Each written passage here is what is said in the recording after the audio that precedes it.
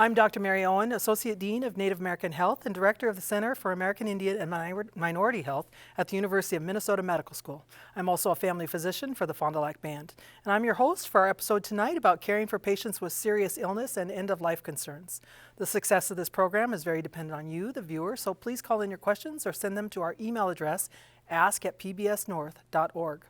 And our panelists this evening include Dr. Timothy Borden, Doctor of Osteopathic Medicine, is a palliative medicine and supportive care physician with Essentia Health in Duluth, where he helps patients and families navigate serious illnesses with compassion and expertise.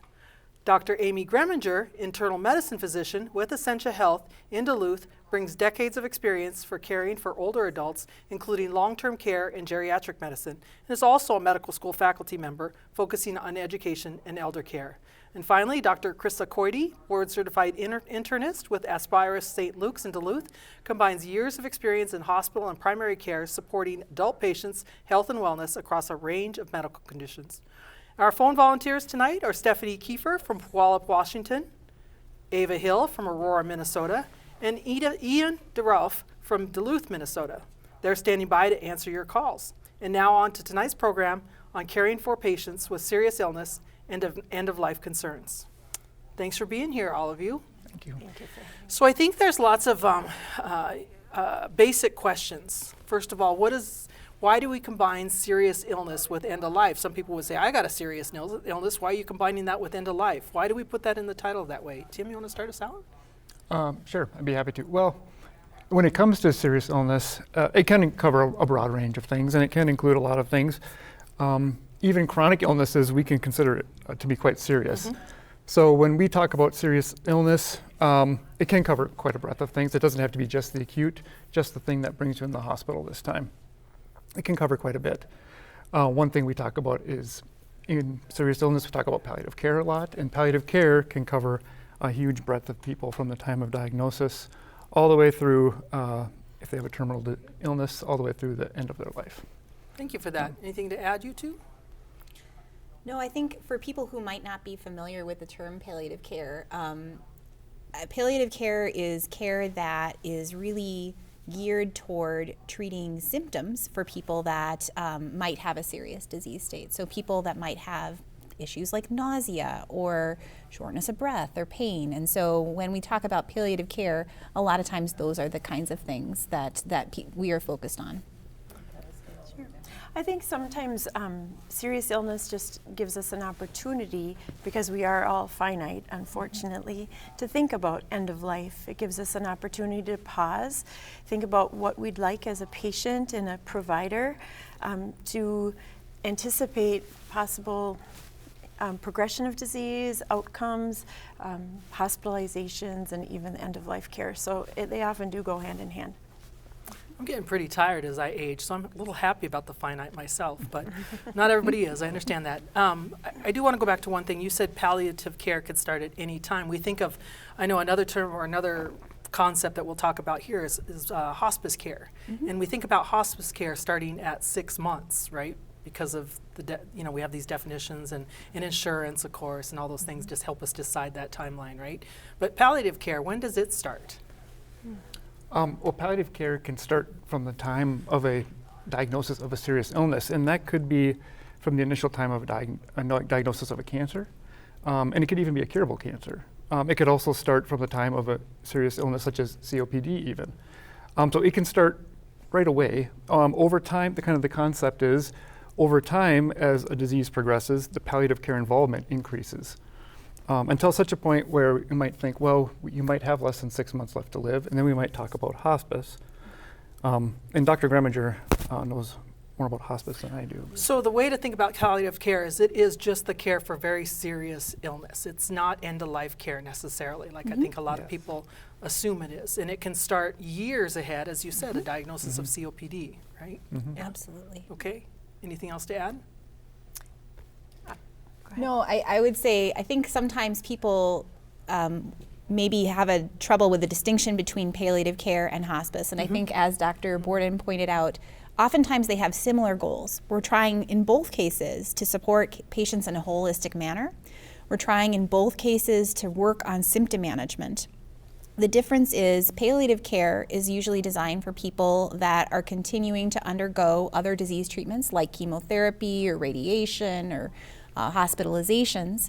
And hospice is really designed for people that have a prognosis of 6 months or less. And I will say, doctors are bad at predicting how long people will live. And so I've worked in hospice for a while, and sometimes we do have people on the program for longer than 6 months, but their prognosis is typically 6 months or less. And at that point in time, they're usually only focused on the comfort, but they oftentimes have very similar goals. I think sometimes too, when we think of palliative, when I think of it, there are times when it's used just a nuanced differently. For example, you might have a cancer, and sometimes we think of a cancer as curative, and sometimes we think we can't cure it, but we palliate it. In other words, so if you have a curative cancer, we can get rid of that cancer and be done with it, versus sometimes we can't cure it, and so we palliate, and we try to give that patient a good quality of life while trying to keep that cancer in check. So that's another way that palliative care is used in terms of just the nomenclature, I guess.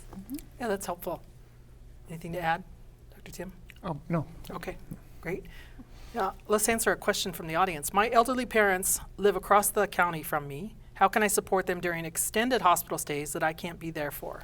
We've all had these patients. Family can't be there because they're a long ways away. I'm from Alaska. That happens a lot. Yeah. Dr. Coide, you want to take this one? Sure, this happens every time I work.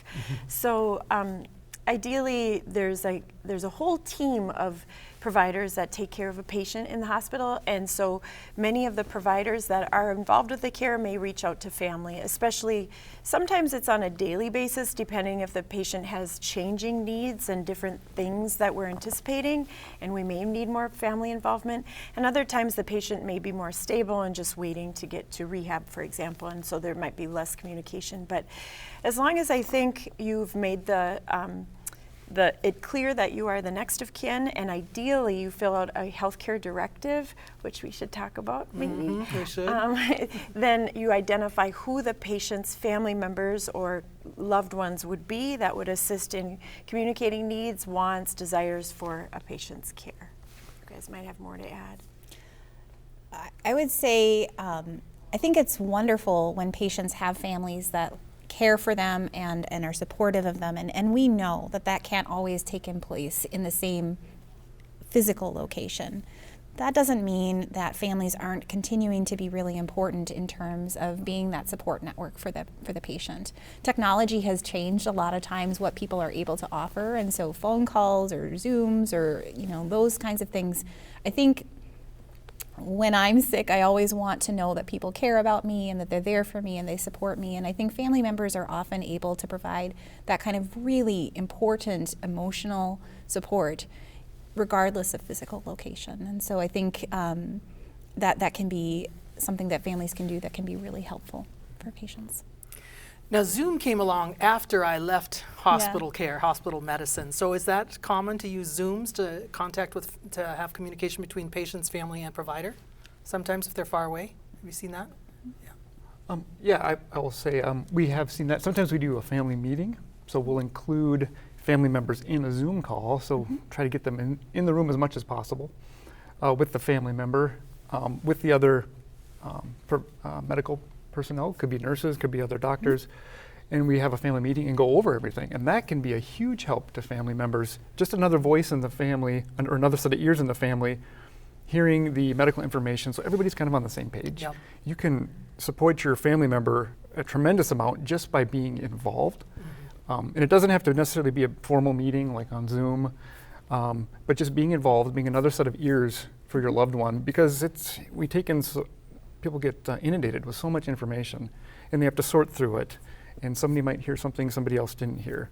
But just doing that for your family member can be huge. That's a really good point. And remember that you have the right to ask the case managers or whoever else is on that team about how it's going with your family. Yeah. Yeah. Okay, let's go back to that paperwork you talked about. What's the difference between a health directive and a power of attorney? Patients often ask me that. Anybody? Dr. Greminger? Go ahead. A healthcare directive, in general, is a kind of document that talks specifically about what we want with our health. And different components of that, sometimes they might ask you what you might want in a catastrophic situation, but almost more importantly, they're going to ask you questions like, who would you want to make decisions for you if you weren't able to make a decision for yourself? And usually those are the kinds of things like, what kind of care would you want and who would you want to help make the decisions that get asked in a healthcare directive. A power of attorney is a very specific legal document, and it can be either a financial power of attorney or a healthcare power of attorney. A healthcare power of attorney is essentially that surrogate decision maker that we talked about in a healthcare directive, and that is different and distinct from a financial power of attorney. And so I think sometimes people can get confused. It's confusing if they think that they have the power of attorney and then they're maybe thinking of financial when they mean healthcare, or thinking of healthcare when they need financial, and they do distinctly different things. And Dr. Coide, you're an internist. You still have a panel of patients, I believe. I don't. Okay, because you're hospital medicine. Hospital-based, yep. Okay. How does any of you advise patients when you see them? Which ones do you advise? Do you advise first to healthcare? Is there a one before the other, or how does that go? Dr. Tim? Yeah. Dr. Borden. Dr. Borden? Oh, yep. I'm pretty much hospital-based. I don't advise necessarily one over the, well, I guess I do.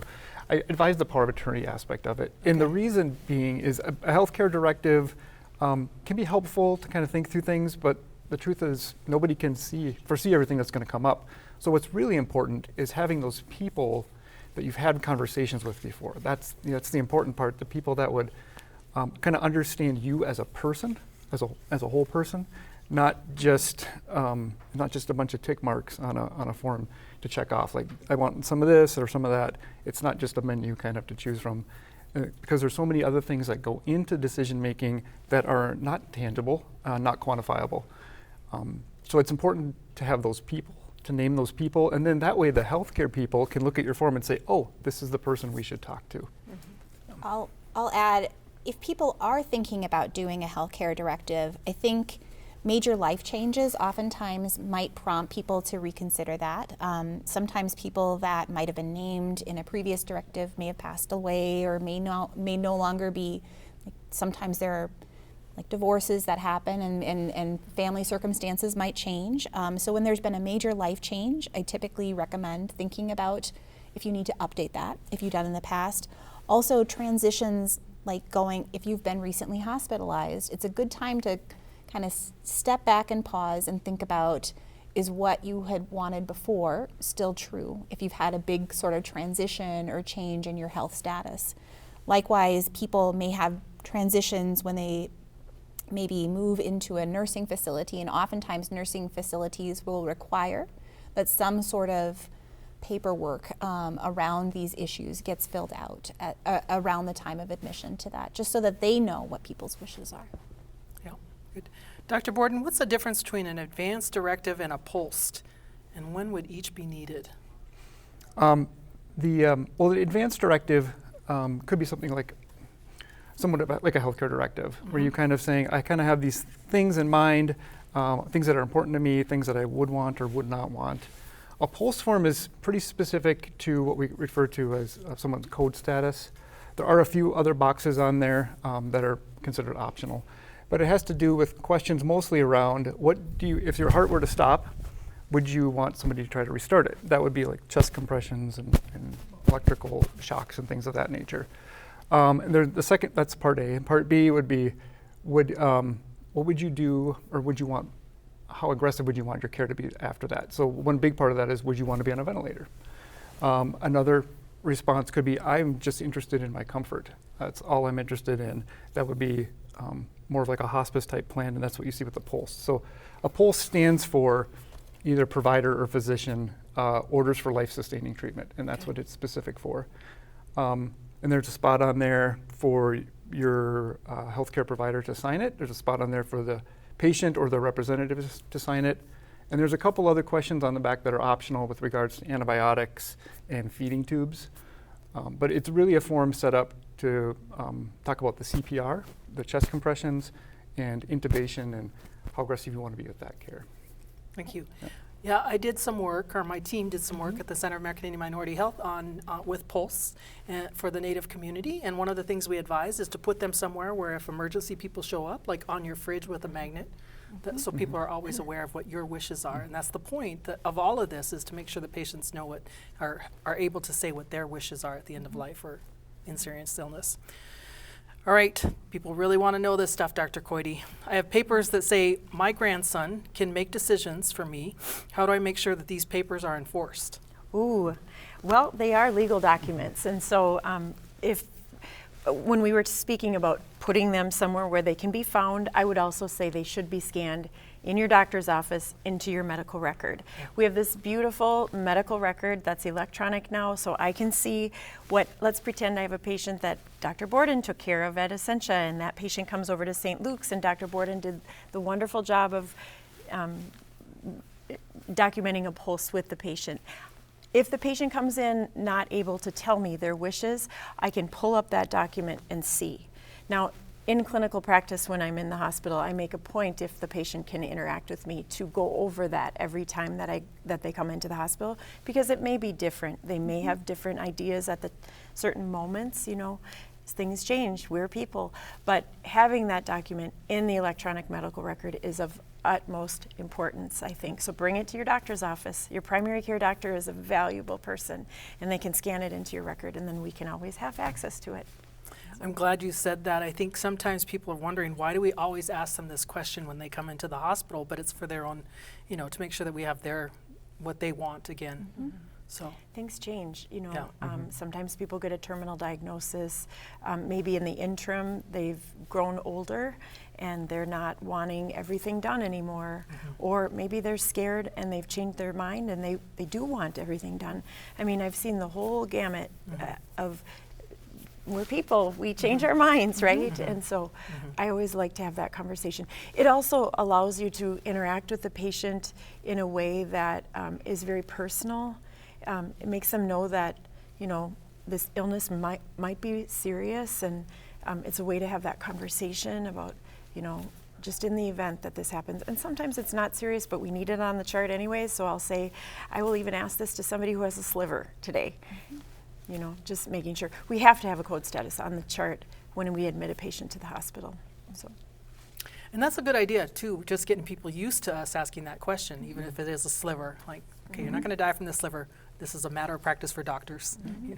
It's universal screening. Right. All right, Dr. Greminger, is medical marijuana useful during palliative care, and how is it used? Minnesota has a kind of a unique system with medical marijuana where oftentimes the physician is not the one writing the orders for the medical marijuana. Like, providers will certify that patients have a condition for which it can be used, but they oftentimes are not writing the order or dosing. I've had patients that go on multiple sides of this. I have patients who wish to avoid it, and I have others that wish to engage with it.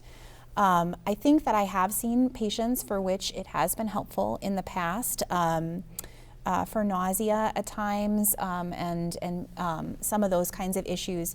That being said, I want to be really careful to say that there are also lots of side effects that can come with that. And so I think it's always, like with any medication, a matter of understanding the side effects that might happen for somebody, and looking at the rest of the medications that they're on and trying to make sure that it's not interacting. I think where we could get into trouble is if we don't know that somebody's taking something, and then we might be prescribing other things that might negatively interact with it. So I think it is an option. It's an option in Minnesota right now. I've had it be the right thing for some patients and not the right things for others.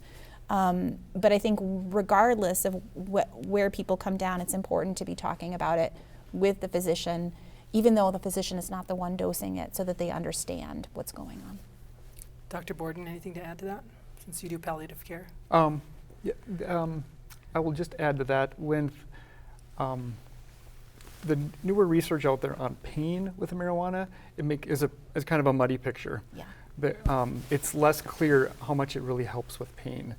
I'll just be honest about that. I know a lot of people put a lot of faith in that, and and I'm not discounting any of that because maybe it really does work for them. But the larger research says it might not be so good. And also, it might be more beneficial for people with nausea or dealing with hunger issues and things like that. And I'll just say too, there's a lot we just don't know. Yeah. We just don't know. There's just not good, high quality studies out there. Yeah. Good, thanks. Any experience or anything you want to add to that, Dr. Coity? I have to just agree. Okay. Now this is for our palliative care friends. Now, Dr. Borden, you started out as an emergency room physician. Why did you decide to be a palliative care provider first? There is, the story I share often is when I was working in an emergency room in a small town in Texas, there was a couple that came in. The gentleman was caring for his wife, and his wife was ill, but not so ill that she wasn't mobile and getting around. But she would but she had, I'll just say she had dementia. And she would complain of things, and he had no idea of is this real, is this not real, because she had other real diseases. And he didn't have any other recourse other than just to go to the emergency room. That's all, and he was frustrated by it. There's nothing else he could do. He didn't know if it was real, if it was not real, if it was something minor. So he would come in, and he was just clearly frustrated by it. And I thought, there's got to be a better way to do this.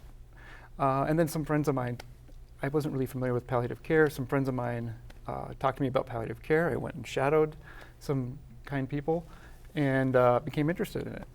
And so I guess I've kind of had an interest ever since. That's a great story. Yeah. Doctors shadowing doctors too. I love that. Yeah. Dr. Greminger? I'm still kind of in the process of getting trained and certified in it, and I'm doing a fellowship right now to develop more skills in it. But I really love taking care of older people. I really enjoy hearing their stories. I feel like people have lived so much and they deserve really high quality care. And making sure that people get what they want and help them reaching their goals is something that I think palliative care can provide help with, and that is really meaningful and fulfilling work to me, to work with people to understand what is important to them, what is valuable to them, and then to really try to match the care that they receive to what they value. I just love doing that with people. Thanks for that. Anything to add, Dr. Coity? I know you're not palliative care, but I'm not. I'm a hospitalist though, and I do take care of a lot of people who are very ill and also who are dying. And it's an art definitely to take care of a patient who is in that state. It requires good communication. It requires enough experience to know if the patient is dying or not. I'll never forget being young and not knowing and learning, right? It definitely required experience, I would have to say. And also there's just a human touch to it, I think, especially now having gone through it with some family members and appreciating it being done well and it being not done well.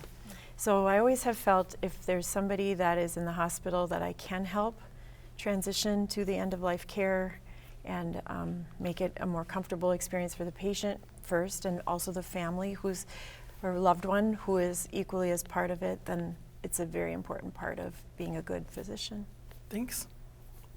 Okay, we're almost to the end, but I want to squeeze in a couple of important ones. Is there an age limit you have to be to fill out an advanced directive? This is one of my favorite questions. No. No. Okay, no. We fact, have our medical students try it at one point in time. Yeah. They don't have to certify it, but they do try it. They do try it. Yeah, I think there's this this idea that you're promoting death, but it's not. It's just make sure that our patients have the autonomy they need toward the end of life. And we never know when that is, right? Could be at any age. How much does palliative or hospice care cost, and what about SNFs or other care facilities? We only have about a minute left. Anybody want to take this one? Hospice is a Medicare benefit, so the cost to patients typically, if they're on Medicare, is zero. Palliative care is usually paid through insurance. That does not mean that they're paying for your stay at a SNF. There are different payment mechanisms for that. Thank you for doing that so fast. Can you receive palliative care at home? It depends where you live. Around here, we don't really have infrastructure for it. It depends where you live. We have some clinic stuff, but in-home palliative care doesn't really exist around here, unfortunately. Okay. There's one last question. It's how do I see my Advanced Directive? I had one made a few years ago, but I can't find a copy now. And I will just say, if you can't find a copy of it and you're making yourself crazy, then just draw up another one. Yeah. Right. You need those around, and then you can give it a copy, have a copy put in your chart by your doctor, and have your own. Yes. Yes. All right. Thank you all. I want to thank our panelists, Dr. Krista Coity, Dr. Amy Greminger, and Dr. Timothy Borden. Please join Doctors on Call next week, where Dr. Ray Christensen will host a panel discussion about neurological conditions such as dementia, seizures, Parkinson's disease, strokes, headaches, and peripheral neuropathy, highlighting diagnoses, new treatments, and prevention with experts from around the region. And if you're looking for more tips, tricks, and conversation around health and wellness in the Northland, make sure to check out Northern Balance on PBS North YouTube channel. Thank you for watching and for joining us for season 44 of Doctors on Call, and good night.